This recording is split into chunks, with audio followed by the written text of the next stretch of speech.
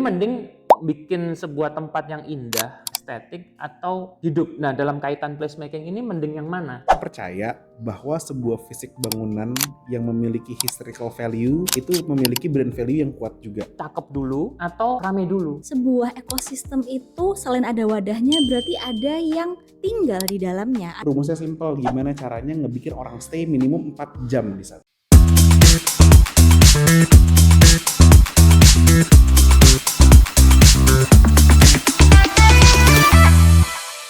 Welcome back to Podcast Unboxing. Kembali lagi bersama saya, host yang kalian kan kangenin, Mohtred. Dan this podcast brought to you by Universitas Ciputra, Jakarta. Kali ini podcastnya spesial banget karena saya tidak sendirian. Sebagai host ternyata sudah ditemenin sama co-host. Nah, siapakah dia? Biar dia yang kenalan sendiri. Halo semuanya, salam kenal. Aku Nabila Syakiranisa dari Departemen Entrepreneurship Universitas Ciputra, Jakarta. Oke, dan ya itu tadi yang saya udah bilang kalau ternyata di podcast yang sekarang ini kita udah kedatangan tamu yang sangat spesial, very creative, very important person. Biarlah, kenalan sendiri aja. Tuh. Oke, halo teman-teman semua, nama saya Ahmad Romero Komaco, biasa teman-teman manggil saya dengan nama Popo. Saat ini saya adalah sebagai CEO dari M-Block Space, salah satu first mover dari placemaking di Indonesia. Mungkin teman-teman bisa tinggal lihat aja Instagramnya M-Block Space. Saat ini kita punya jaringan di beberapa titik di seluruh Indonesia. Salah satunya ada di Surabaya, itu adalah Post Blok Surabaya. Jadi mungkin teman-teman bisa ngelihat nanti. Oke, terima kasih Mas Popo. Tadi udah memperkenalkan diri ya. Dan kita lagi mau membahas, nah karena podcast ini juga didasari dari banyak sekali mahasiswa UC ya, udah 8.000 lebih nih mahasiswa kita dari Surabaya, Makassar, dan Jakarta juga ya. Ini ada pertanyaan-pertanyaan atau titipan gitu ya tentang membahas yang pertama pasti tentang bangunan. Nah, bikin M-Block ini bangunannya itu pasti ikonik gitu ya. Kalau kita melihat nih ikon Jakarta. Nah, ini yang kita mau bahas atau mau denger itu tentang transformasinya dari yang kenapa harus bangunannya kok harus yang bangunan lama-lama gitu ya. Maksudnya bangunannya itu nggak dibikin modern gitu kayak atau harus dipugar dulu semuanya rata tanah terus dibangunlah sebuah tempat yang kayak gaya-gaya arsitek yang kekinian gitu, yang minimalis kayak gitu kan, yang Jaksel approve kayak gitu kan. Oke, jadi sebenarnya kita itu mengusung konsep itu adalah adaptive, reduce, and reuse. Di mana kita percaya bahwa sebuah fisik bangunan yang memiliki historical value itu memiliki brand value yang kuat juga untuk bisa kita angkat. Ya, jadi buat gambaran aja secara historically itu adalah M-Block Space itu sebenarnya adalah sebuah bangunan dulunya itu digunakan sebagai rumah dinas dari pejabat-pejabat Peruri. Ya. Dan area belakangnya M-Block Space itu dulunya adalah pabrik percetakan uang. Ya.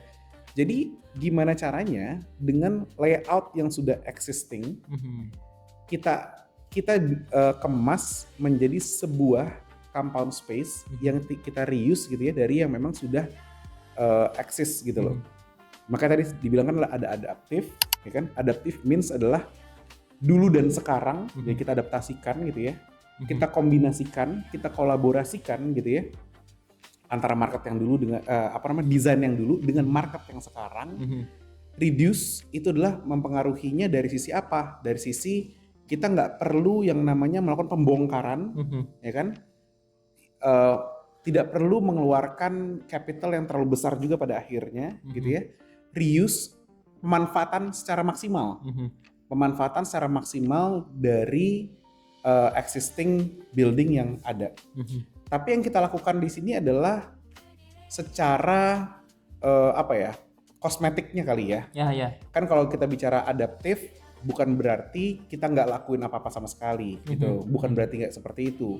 Tapi kita juga kalau teman-teman lihat adalah area depannya kita tambahin landscaping, terus kita lakukan lagi ada tambahan kanopi, modifikasinya tetap ada ya, tapi tetap mempertahankan nilai-nilai dari bangunan itu sendiri yang sudah berdiri sejak 50 tahun yang lalu. Nah, ada alasan kenapa kita tetap mempertahankan itu. Ada 2 poin. Satu, kalau tadi perspektifnya kan adalah perspektif kita pengen ngebawa value tersebut gitu ya. Tapi yang kedua, bangunan tersebut adalah bangunan yang masuk ke dalam cagar budaya. Ya, jadi di Jakarta itu cagar budaya means kayak gimana? Bangunan yang sudah melebihi umurnya lebih dari 50 tahun dibangun itu menjadi part of kebudayaan di Jakarta, gitu loh. Nah, dua itulah yang kita kombinasikan antara perspektif kita sebagai pelaku kreatif, gitu ya, dengan cagar budaya yang juga perlu kita lestarikan, gitu sih.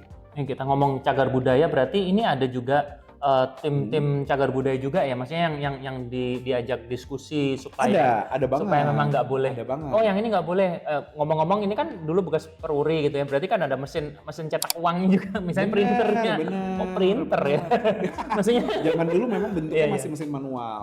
Iya. Bahkan di periode beberapa tahun yang lalu ya, sebelum melakukan revamp yang sekarang, mesin-mesin itu pernah kita pamerkan, ya. Tapi kondisi sekarang mesin itu diamankan karena jangan sampai mesin itu pun juga misalkan tercemar atau mungkin rusak karena emang terlalu ada dalam public space gitu kan, ruang-ruang publik gitu kan. Nah, jadinya makanya kita pemanfaatan dulu untuk dipamerkan, tujuannya nggak bukan agar orang juga menghargai historinya, gitu ya. Sekarang kita lakukan itu agar multifungsi dari areanya itu bisa dimaksimalkan sebenarnya. Jadi udah masuk juga dalam perspektif bisnisnya nanti di situ. Gitu pemanfaatan lahannya. Oke, cukup deh kalau soal bangunan ini memang nggak habis nih. Kita kayaknya podcast bakal bisa sampai berjam-jam ya bahas bangunan. Tapi yang jelas kita tadi udah denger nih tentang background kenapa M Block tetap pakai cagar budaya gitu ya. Jadi memang ada value juga ya di dalamnya ya. Memang nggak boleh dipugar gitu ya. Justru malah itu menjadi daya tarik dan karena cagar budaya juga memang dilarang juga dipugar. Oke, itu mungkin dari saya. Mungkin Bu Nabila yang akan lanjutkan nih, ada pertanyaan-pertanyaan berikutnya nih, boleh ya? Mungkin lanjutan dari itu ya. Tadi kan Pak Mo sama Mas Popo udah bahas soal wadahnya. Jadi M Block ini adalah wadah berbagai komunitas sudah melakukan adaptive reuse untuk cagar budaya tersebut. Nah, tapi sebuah ekosistem itu selain ada wadahnya berarti ada yang tinggal di dalamnya, ada yang menghuni, ada yang menjalankan aktivitas di dalamnya. Kalau dalam konteks M Block ini kan berarti komunitas, especially komunitas kreatif nih teman-teman. Nah, Mas Popo bisa nggak kasih tahu teman-teman gimana caranya Mas Popo dari awal engage komunitas, kemudian mungkin harus curating komunitas sehingga yang tinggal di dalam M Block itu bisa harmonis, tinggal bersama, tidak ada cekcok di dalam situ, dan bagaimana agar mereka itu punya rasa ownership terhadap M Block sebagai tempat tinggal mereka. Oke, kalau kita bicara tentang community yang memang tercipta, sebenarnya itu adalah apa yang kita lakukan itu adalah kita ngedeveloping sebuah ekosistem. Jadi jangan melihat M Block Space itu sebagai operators, ya. Tapi kita ini adalah sebagai ekosistem builder sebenarnya. Nah, apa sih yang kita lakukan di sana? Kita itu mengaktifasi ekosistem flywheel. Kita menyebutnya sebagai ekosistem flywheel. Ekosistem flywheel itu aspeknya ada berbagai macam aspek ya. Jadi salah satunya adalah community development, yang kedua adalah tenancy, yang ketiga kita sebagai operatorsnya juga. Kita pun juga harus engage juga dengan landlords, which is adalah si perurinya itu sendiri gitu ya. Bahkan mirip dengan Pentahelix gitu ya. Kalau Pentahelix kan ada praktisi, ada government dan sebagainya. Tapi kalau kita ngomong ekosistem flywheel adalah semua hal aspek yang ada di dalam M Block itu sendiri. Ya. Nah, di situ kita harus melakukan connecting the dots one by one. Nggak bisa kita itu berpikir kayak ngobrolin tenan untuk tenan doang, itu nggak bisa. Bahkan kadang-kadang kita berpikir adalah event gimana caranya mengkoneksikan dengan tenancy. Ya kan? Tenancy diaktifasi lagi dengan digital media dan seterusnya, sehingga dengan kita mengaktifkan ekosistem flywheel tersebut, akhirnya semua itu akan terus berputar menciptakan sebuah sirkulasi yang tidak pernah berhenti. Ya, apa sih yang kita kejar? Yang kita kejar adalah crowd pada akhirnya. The real currency dari M Block Space itu adalah crowd pooling.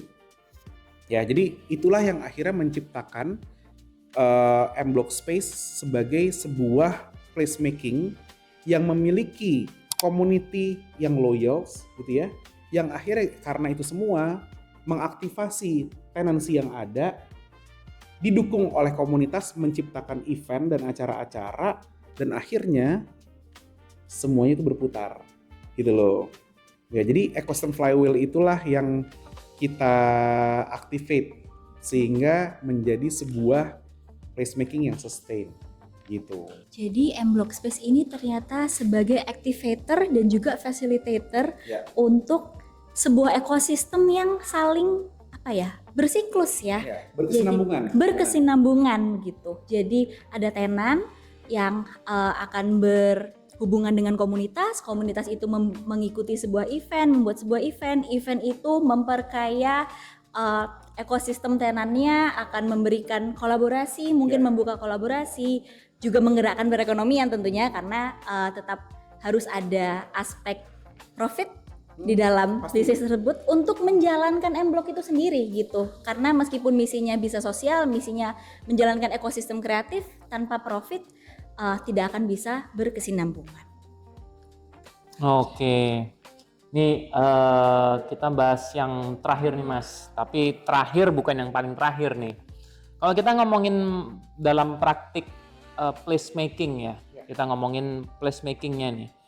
Apa yang membedakan, apa bedanya bikin ruangan yang indah atau bikin ruangan yang diciptakan itu yang supaya hidup gitu. Jadi mending bikin sebuah tempat yang indah, estetik atau hidup. Nah, dalam kaitan placemaking ini mending yang mana? Cakep dulu atau rame dulu? Oke. Wah, ini pertanyaannya menarik nih. Iya. Pendekatan kita di dalam ngedeveloping placemaking M-Block Space itu adalah grassroots bottom to top. Ya, jadi bukan yang dimulai dari pendekatan architecture design yang turun menjadi sebuah program dan lain sebagainya. Ini kalau itu mungkin akan lebih tepat misalkan kita lakukan adalah developing mall gitu misalkan gitu ya. Nah, tapi kalau ngedeveloping sebuah placemaking, the real currency itu tadi adalah seperti yang saya sebutkan sebelumnya, itulah crowd basis. Ya kan? Sehingga yang paling penting adalah kita developing sebuah customer journey. Ya, jadi customer journey itu apa sih? Jadi kita dalam jangka waktu mungkin 1 jam gitu misalkan ya, 1 jam atau mungkin 30 menit deh. 30 menit datang ke M-Block, apa sih yang bisa kita lakukan di sana? Rumusnya simple, gimana caranya ngebikin orang stay minimum 4 jam di sana. Gitu aja. Gimana caranya ngebikin orang itu stay di tempat tersebut di dalam sebuah placemaking itu 4 jam. Karena kenapa? The more they're spending time, the more they will spending their money. The more they will spending their money, the more the margin that we can get, ya kan, the revenue that we can get gitu kan. Dan disitulah bisnis akhirnya berjalan. Nah, apakah pada saat di situ berhenti? Enggak. Kita mengalokasikan lagi menjadi sebuah program. Program itu menciptakan crowd lagi, ya kan? Mengaktifasi lagi event-event yang ada di sana, gitu ya. Menciptakan transaksi lagi kepada tenan-tenan yang ada, ya. That's why secara business planningnya kita, ya, revenue stream kita terhadap para tenan itu kita developing lah revenue sharing. Karena dengan kita bisa ngebawa crowd sebanyak-banyak kayak ke M-Block, bisnisnya pun juga terus berputar. Mereka generate revenue itu pun semakin mereka grow, kita pun juga ikutan grow. Ya, jadi itu yang akhirnya ngebikin sustainability-nya itu tercipta. Gitu. Oke, luar biasa nih. Buat teman-teman nih, kita mau nyampein juga nih ya. Buat kalian yang lagi nonton podcast unboxing ini masih kebingungan ya, atau di mana sih tempat M-Block ini? Nih, ini kita ada di Jakarta di daerah Blok M. Ya, kita tetap ingin mengajak kalian semuanya untuk datang rasakan sendiri. Ini tempat viral banget, ini tempat keren banget. Tapi buat kalian yang penasaran, punya pertanyaan yang mau langsung ditanyakan langsung ke Mas Popo, langsung aja drop di kolom komentar, karena semua yang di drop di kolom komentar kita akan langsung informasikan ke Mas Popo dan langsung dijawab sesuai dengan pertanyaan kalian, dan admin yang akan menjawab. Dan ingat, podcast unboxing ini akan menjadi semangat kalau kalian like, subscribe, dan juga tentunya share ya. Pasti banyak teman-teman kalian yang pengen tahu bagaimana sistem atau kiprah ya Mas Popo sebagai seorang CEO M-Block. Teman-teman, kita sudah masuk di penghujung podcast unboxing di episode yang pertama ini, khusus spesial tentang M-Block. Nih Mas Popo, boleh nggak quotes atau tips saran nih buat teman-teman yang lagi nonton, bagaimana sih cara menentukan mungkin ya mencari ya, mungkin di kota-kota lain yang lagi nonton ya, kali aja nih di luar Pulau Jawa kali ya, ada yang di Sumatera, Kalimantan, Sulawesi, Bali dan lain sebagainya. Mereka ini pengen gitu juga menerapkan tentang placemaking, mencari tempat.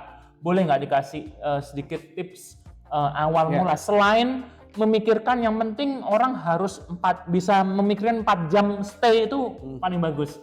Ini ngomong-ngomong tentang spotnya, gimana cara memilihnya gitu ya. Oke, kalau kita ngomongin memilih, saya tipikal mungkin orang yang nggak bisa melihat sebuah tempat itu tuh kayak tidak termanfaatkan, yang tidak berfungsi gitu ya. Itu kan sama aja kayak kita itu kayak apa ya, menyia-nyiakan sesuatu lah gitu ya. Nah tapi kalau mungkin pesan dari saya adalah start everything from human interactions ya, karena menurut saya human interaction itu adalah yang menjadi cikal bakal terciptanya segala hal. Tanpa ada interaksi, ide itu nggak akan tercipta ya. Ide tercipta tidak akan menjadi sebuah karya gitu kan. Ide tidak dieksekusi tidak menjadi apa-apa juga gitu kan. Nah jadi bisa dibilang dalam saya pengaplikasian saya di M-Block itu semua dimulai dari human interactions ya. Jadi kenapa saya bisa dekat dengan komunitas, karena kita aktif juga berkomunitas. Kenapa saya bisa ngedeveloping sebuah ekosistem tersebut, karena kita rangkul semua untuk berkolaborasi dan seterusnya. Nah jadi saya rasa ini sejalan juga ya yang sedang lagi dilakukan ya oleh teman-teman semua gitu ya. Di era digital yang sekarang mungkin human interaction adalah something yang sangat langka. Jadi mungkin jangan semuanya berpacu terhadap teknologi. Kalau perlu teknologi itu kita ride ya. Tapi yang namanya human to human itu tetap menjadi something yang harus ada di atas segalanya. Mungkin dari saya sih itu sih. Oke, catet. Baiklah teman-teman, terima kasih kalian semua sudah menonton episode pertama khusus tentang M-Block. Dan jangan lupa setelah ini kita akan langsung aja, kalau kalian tuh langsung next aja, karena episode kedua sudah siap untuk kalian tonton. Baiklah, sampai jumpa di episode berikutnya di podcast unboxing. Sampai jumpa.